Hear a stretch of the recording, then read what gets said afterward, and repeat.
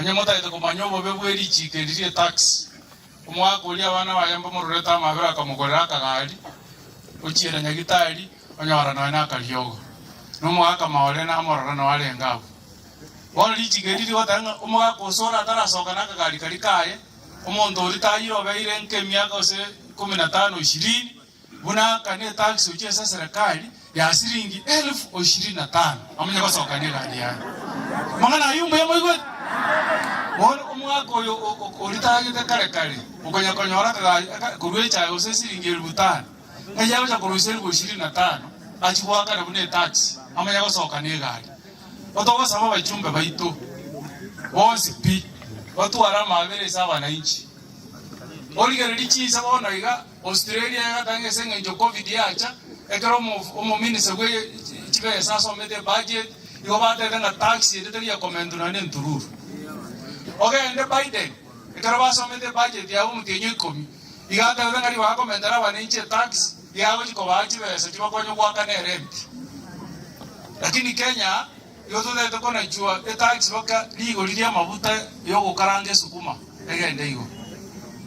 ligo liyo ko lo mwana mogati okolia gende school egende igo magara yunto yanjelena sisi tunaomba mheshimiwa William Ruto kwa lugha ya Kiswahili wewe ulizunguka ukaomba kura kwa wananchi hawa wenye uliita hasla na ukawaahidi kwamba utaongeza ushuru ile budget yenye ulisoma ya kwanza uliongezea wananchi wa Kenya ushuru ukasema hata mkulima chai alipe 1.5% housing levy. Wakulima mko na hiyo pesa ya kulipa hiyo? Hatujamaliza, umekuja umeongeza pesa ya NHIF ambayo sasa inaitwa SHIF. Na wananchi wakienda kwa hospitali kadi haitumiki. Ama nyinyi mnaona inatumika? Inatumika ama haitumiki? Sasa ni budget ya pili, hajafika hata ya tatu. Hii ni budget ya pili. Anasema mkate iongezewe 16%. That automatically mkate itaongeza bei. Wanasema excise duty iongezwe kwa ile bidhaa inatumika kutengeneza mafuta ya kupika. Ile mafuta ambayo kila mtu anaweka kwa sukuma wiki ndiye apate chakula. Anasema hiyo pia iongezeke. Hiyo itaongeza mafuta.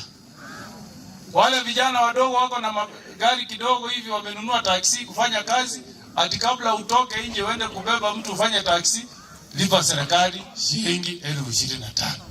Jameni mheshimiwa William Ruto, wewe una huruma kwa wananchi wale wakuteua jameni?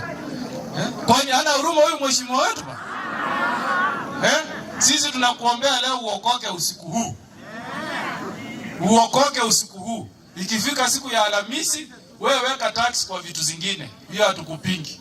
Lakini ile mambo ambayo inahusu mwananchi wa kawaida, tafadhali uache hiyo. Mnakubali wananchi? Tafadhali tumekuomba. Na pia 2027 mheshimiwa William Ruto sio mbali sana. Ukitesa wananchi hawatasahau. Utakuja hapa 2027 ukisema oh bwana asifiwe, kila mtu anakuangalia. Ukienda kwa debe inakuwa zero. Kwa hivyo mimi nasimama nyuma ya wananchi wa Nyamira na wa Kenya kwa jumla kuomba kwamba serikali yetu isinyanyase mwananchi. Ifuate hata kule wale walikuwa wakoloni wetu. Waziri wa finance anaitwa Hunt kule Uingereza amesoma budget, wamepunguza ushuru, wamereduce tax kwa sababu wanasema wananchi wao waligongwa na ile ugonjwa ilikuja inaitwa COVID. Sasa inakuwaje Kenya ndio kila mwaka budget ikisomwa tax, budget ikisomwa tax? Hata watoto ambao wanatumia watu kapesa kidogo hapa nyumbani wataanza kuambia wazazi hakuna kitu imebaki. Kwa hivyo tunaomba waheshimiwa wetu wakifika kule bunge wacheze mpira wakiwa upande wa wananchi, wasiende kukua upande wa serikali kumaliza wananchi wetu. Hapo tuko pamoja? Asante sana. Sasa wacha